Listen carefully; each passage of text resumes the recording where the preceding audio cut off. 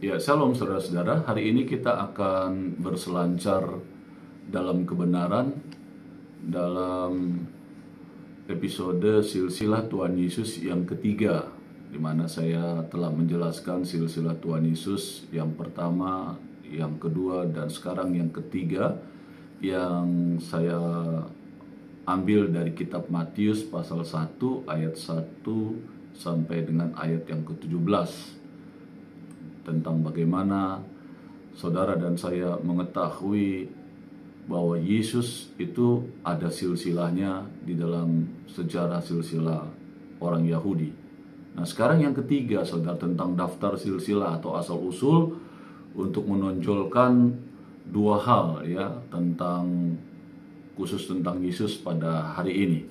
Yang pertama, ya, daftar dari silsilah ini memberi tekanan yang besar kepada kenyataan bahwa Yesus itu adalah anak Allah, dan khususnya atau maksud dari utama silsilah itu disusun adalah menjelaskan tentang Yesus adalah anak Daud. Dan perjanjian baru, saudara-saudara, berkali-kali menekankan hal ini.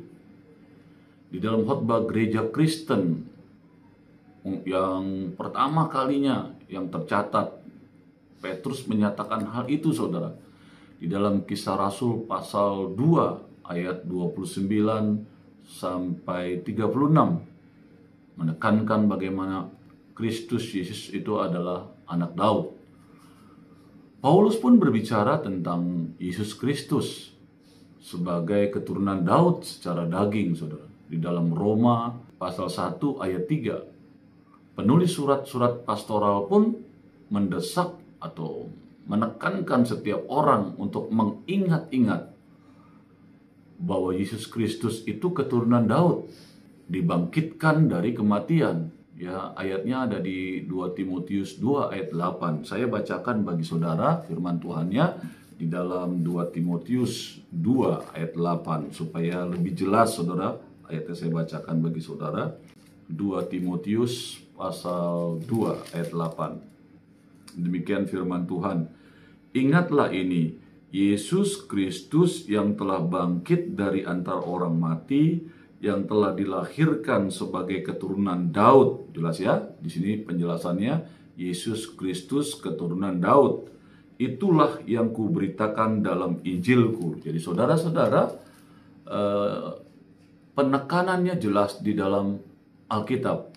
Bahkan penulis kitab Wahyu mendengar Yesus yang bangkit itu berkata, "Aku adalah tunas," yaitu keturunan Daud, di dalam Wahyu 22 ayat 16. Saya bacakan, saudara, karena ini ayat-ayat penting, jadi saya bacakan langsung melalui Alkitab yang tercatat cetakan ini, saudara ya. Saya bacakan bagi saudara pasal 22 ayat 16. Demikian. "Aku, Yesus, telah mengutus malaikatku untuk memberi kesaksian tentang semuanya ini kepadamu bagi jemaat-jemaat. Aku adalah tunas, yaitu keturunan Daud, bintang timur yang gilang gemilang." Ya, jadi ini berkali-kali penekanan tentang Yesus adalah anak Daud di dalam Alkitab Perjanjian Baru. Dan berkali-kali juga Yesus diceritakan seperti itu di dalam cerita-cerita Injil, ya, di dalam tulisan-tulisan keempat Injil yang ada.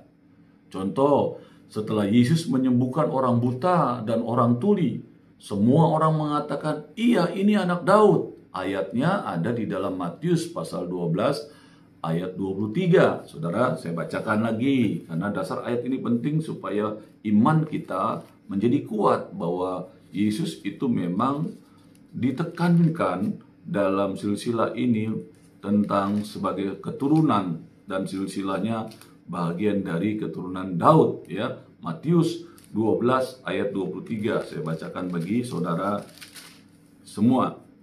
Ayat 23 berkata demikian. "Maka takjublah sekalian orang banyak itu, katanya, iya, ini agaknya anak Daud." Ya, saudara-saudara, jelas di dalam Matius pasal 12 ayat 23 ini. wanita-wanita dari Tirus, saudara, dan Sidon yang ingin anaknya disembuhkan juga menyebut Yesus itu anak Daud. Ayatnya ada di dalam Matius pasal 15 ayat 22, saudara. Dan seterusnya. Demikian juga seorang buta telah berteriak kepada Yesus dan menyebutnya anak Daud. Jadi waktu si orang buta ini mendengar ada Yesus yang mau lewat, maka orang buta ini berseru-seru, ya, minta untuk Yesus dapat menolong dia, menyembuhkan dia. Dan dalam seruannya yang keras sehingga Tuhan Yesus dan murid-murid mendengar seruan dari orang buta itu. Yesus anak Daud, ya. Nah, ayatnya itu ada di dalam Matius pasal 20 ayat 30 sampai ayat 31. Ketika Yesus memasuki Yerusalem untuk terakhir kalinya, maka orang banyak pun menyebut Yesus sebagai anak Daud, saudara. Di dalam Matius pasal 21, saudara, ayat 9 sampai ayat 15. Nah, ada satu hal yang sangat penting, ya, yang saudara dan saya harus mengerti. Dalam cerita-cerita itu secara jelas, ya, dijelaskan bahwa yang menyebut Yesus anak Daud itu adalah orang-orang banyak. Orang-orang yang sederhana. Orang-orang yang biasa-biasa saja. Orang-orang Yahudi adalah umat yang sedang menantikan sesuatu. Jadi orang banyak atau orang Yahudi yang banyak pada zaman itu sedang menantikan sesuatu. Mereka tidak pernah lupa, saudara, dan tidak pernah akan lupa orang-orang Yahudi ini, bahwa mereka itu adalah umat pilihan Allah. Meskipun sejarah mereka, saudara perhatikan, terdiri dari serangkaian malapetaka yang luar biasa, saudara. Kalau kita baca bagaimana ketika raja-raja, baik raja-raja di Israel maupun di Yehuda, ya, itu melakukan kekejian di mata Tuhan, melakukan penyembahan berhala. Para pemimpinnya membawa bangsanya, bangsa Israel sudah terpecah itu, Israel Utara dan Israel Selatan, ya, yang disebut Yehuda itu. Karena para pemimpin-pemimpin itu membawa umat Allah, umat ketebusan Allah yang dibawa keluar dari Mesir itu untuk bisa membawa kemuliaan bagi namanya, menyembah berhala-berhala, saudara. Jadi ketika itulah orang-orang Yahudi menanti-nantikan Mesias pembebas, ya, karena sejarah membuktikan mereka mengalami banyak malapetaka. Meskipun pada waktu itu mereka merupakan orang jajahan, dalam keadaan jajahan mereka, ya, orang Roma, mereka tidak pernah lupa akan masa depan mereka yang pasti. Karena memang telah diperkatakan, dinubuatkan oleh nabi-nabi melalui firman-Nya, melalui kitab-kitab yang mereka mendengar waktu itu, seruan-seruan itu, dan akhirnya diperkatakan dari keturunan demi keturunan, sehingga mereka mengetahui, orang-orang Yahudi pada zaman Tuhan Yesus, bahwa mereka menanti-nantikan Mesias. Dan orang-orang biasa, orang-orang kebanyakan itulah yang mengharap-harapkannya, saudara, gitu, ya. Orang-orang banyak malah, para pemimpin-pemimpin lupa, apalagi yang sudah memikirkan dunia yang berlebihan, ya. Orang-orang Yahudi lupa memikirkan tentang kedatangan dari Mesias, padahal itu sedang zaman penjajahan, zaman penindasan, yang biasanya orang Israel kalau di dalam penindasan itu akan berteriak dan berseru-seru kepada Tuhan. Contoh ketika bangsa Israel di Mesir, ketika mereka ditindas oleh Firaun dan mereka berteriak-teriak minta pertolongan Tuhan, dan Tuhan menang. Tapi pada saat itu nggak ada, saudara. Ya, malah yang mengharap-harapkan kedatangan Mesias itu, penolong itu, pemimpin yang akan membebaskan mereka, yaitu Mesias, itu orang-orang biasa, rakyat-rakyat biasa, saudara. Bahwa ke dalam dunia ini pada suatu saat akan datang seorang keturunan Daud yang disebut Mesias. Ya. Nah, inilah yang akan memimpin mereka ke dalam kemuliaan, gitu, ya, yang mereka mendapatkan janji-janji atau nubuatan yang ada itu, ya, menjadi warisan serta hak mereka. Jadi dengan kata lain, saudara, Yesus adalah jawaban pemenuhan harapan orang-orang.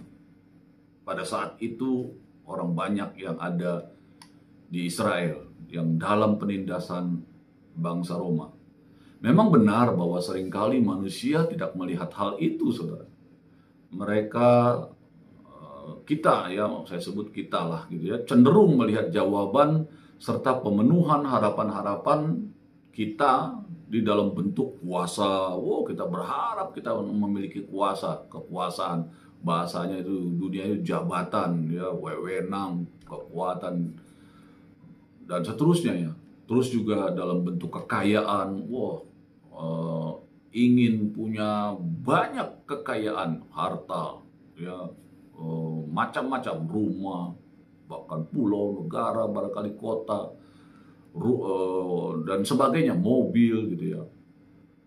Dan juga keinginan-keinginan akan kelimpahan material dan dalam perwujudan cita-cita serta ambisi yang mereka inginkan atau dambakan.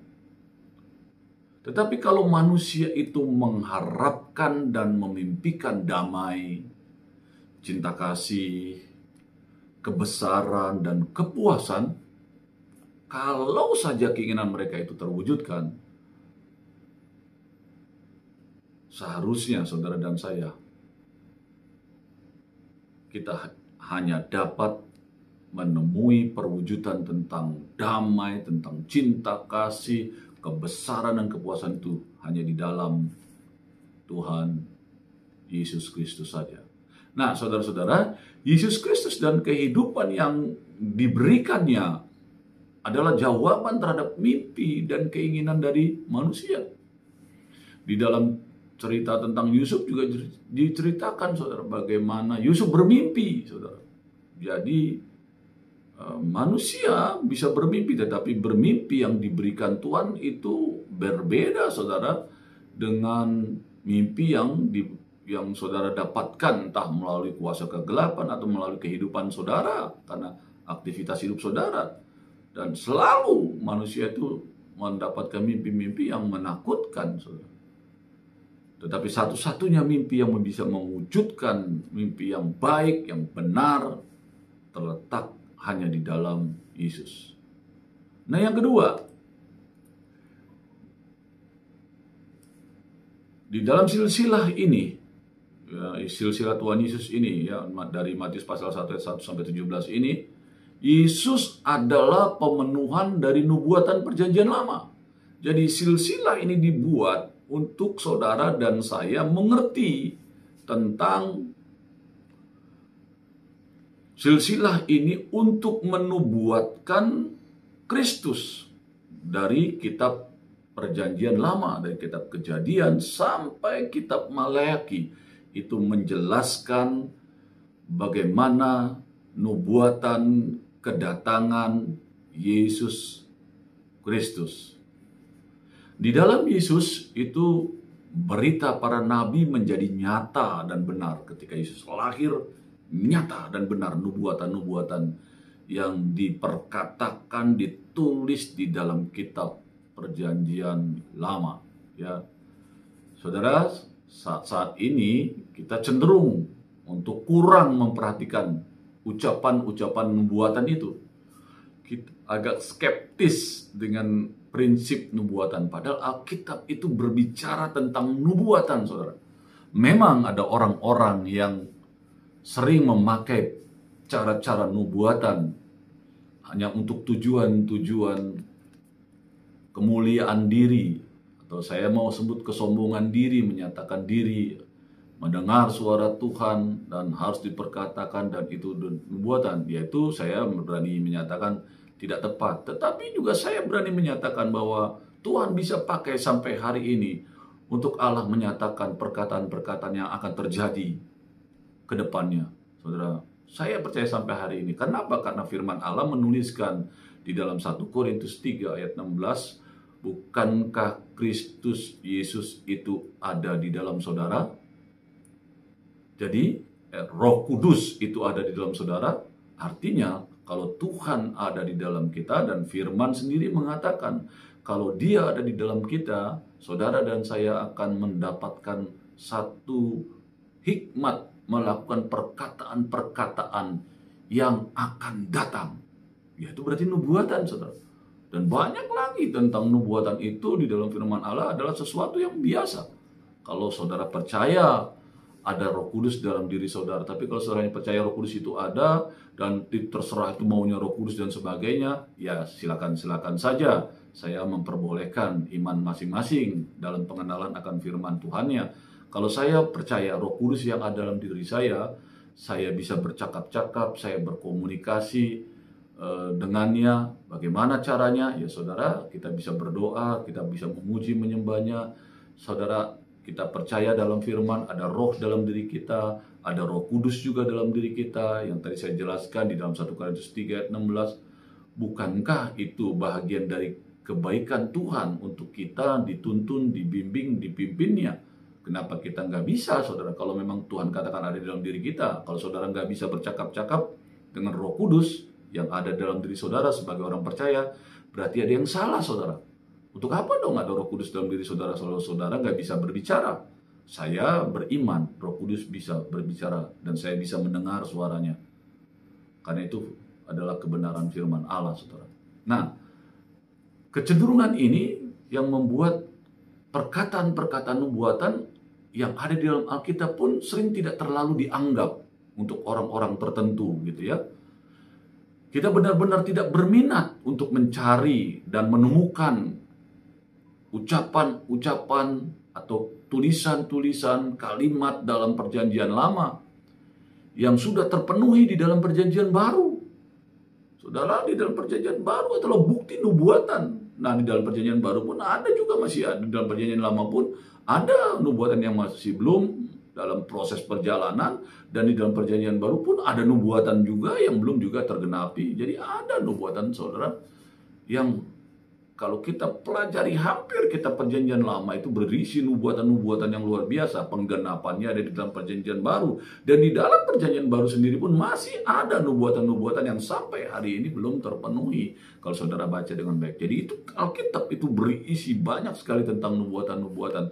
Kita orang percaya yang ada Tuhan di dalam diri kita, yang ada Roh Kudus dalam diri kita, saya yakin kita bisa memperkatakan isi hati Tuhan yang di dalamnya pasti ada nubuatan. Artinya menyatakan bahwa engkau pasti diberkati Tuhan, engkau pasti ditolong Tuhan. Sepertinya itu perkataan doa, tetapi saya berani menyatakan perkataan sesuatu yang belum terjadi, kita perkatakan lewat doa, itu pun bisa diperkatakan disebut nubuatan. Selama perkataan dan doa itu kita yakinkan lahir dari isi hati Tuhan yang keluar melalui perkataan kita. Ya, saudara-saudara, sebenarnya nubuatan-nubuatan perjanjian lama ini mengandung isi kebenaran yang besar dan kekal, saudara. Di dalam dunia ini, bahwa alam semesta itu terdapat suatu rencana dan maksud tertentu dari perkataan firman atau nubuatan firman itu. Dan bahwa Tuhan memang berkehendak agar hal-hal tertentu itu terjadi. Ya.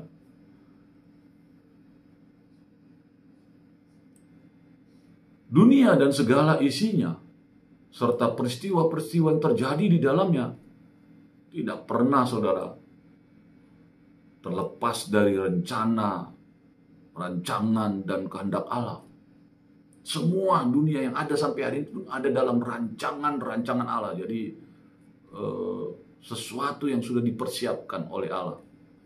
Kalau kita percaya kepada nubuatan, maka kita tidak akan pernah bisa mengatakan bahwa dunia dengan segala isinya ini tidak mempunyai arah. Itulah gunanya, saudara, kita percaya firman Allah, sehingga kita tahu ke depan akan terjadi apa. Bukankah perkataan firman menyatakan bahwa Yesus akan datang kedua kali? Bukankah itu perkataan nubuatan? Jadi Allah merancangkan ke depan dunia ini dalam kedatangannya. Itu semua juga dipersiapkan, saudara. Dunia dipersiapkan oleh Tuhan untuk siap menerima kedatangannya dengan segala tulisan-tulisan, tuntunan yang akan terjadi kalau kita tidak sungguh-sungguh siap untuk kedatangan yang kedua kali, dan juga kalau kita sungguh-sungguh siap untuk menantikan kedatangan yang kedua kali. Bukankah itu juga nubuatan, saudara? Yang juga kalau kita percaya, kita mempersiapkan diri. Kalau kita tidak percaya, ya sudah, kita tidak akan mempersiapkan diri, saudara. Tapi banyak ilustrasi yang Tuhan Yesus jelaskan tentang kedatangan yang kedua kali, tentang 5 gadis yang bijaksana dan 5 gadis yang bodoh. Itu juga bercerita tentang menantikan kedatangan Tuhan. Bukankah itu tulisan nubuatan, saudara? Menyatakan, menceritakan sesuatu yang belum terjadi, yang melalui hiasan, ya saudara. Jadi menurut saya perkataan-perkataan nubuatan itu alkitabiah. Dan seterusnya, saudara. Sejarah tidak pernah itu seperti sebuah jalan yang tidak berujung pangkal, terus nggak ada ujung-ujungnya. Nggak begitu, saudara. Mungkin kita tidak memakai nubuat-nubuat itu sama seperti yang telah dilakukan oleh orang-orang terdahulu kita. Tetapi sebenarnya di belakang kenyataan nubuatan-nubuatan itu terdapat fakta yang kekal. Ya, kita percaya sampai hari ini nubuatan yang paling saudara yakin, saya percaya bahwa Kristus Yesus akan datang kembali. Itu bukankah nubuatan? Rentetan itu sebelum Yesus datang pun ada nubuatan-nubuatan apa yang akan terjadi sebelum kedatangan Tuhan. Itu pun kan juga nubuatan. Tetapi untuk kita orang-orang percaya, ya jangan sembarang kita memperkatakan nubuatan yang kalau memang bukan dari Tuhan. Karena itu akan membuat nama Tuhan atau kebenaran firman Tuhan jadi terkoreksi, jadi tidak indah. Padahal sebenarnya kalau tuntunan itu kita perkatakan dengan baik berdasarkan firman Allah, pernyataan Tuhan yang baik, perkataan nubuatan itu menjadi sesuatu yang dirindukan oleh semua orang, sehingga menanti-nantikan setiap perkataan nubuatan Tuhan dalam kehidupan kita, mempersiapkan diri atas segala nubuatan yang diperkatakan. Dengan contoh, waktu kedatangan yang kedua kali sudah sangat dekat. Dengan kita mengerti ini, maka kita mempersiapkan diri. Tapi kalau orang yang tidak mengerti, ya dia nggak mempersiapkan diri. Biarlah contoh kebenaran ini bisa saudara menangkap bahwa nubuatan itu indah. Dan Kristus dinubuatkan melalui silsilah yang ada. Bagaimana dia adalah Immanuel yang datang ke dalam dunia ini menjadi juru selamat saudara. Dan sudah tergenapi 2000 tahun yang lalu. Dan seterusnya perkataan-perkataan indah ini seharusnya kita imani, kita percayai, dan kita lakukan. Menanti-nantikan nubuatan kedatangannya yang kedua kali. Dunia ini punya arah, punya tujuan, yaitu menuju kepada seluruh maksud Allah itu sendiri. Amin. Tuhan Yesus memberkati.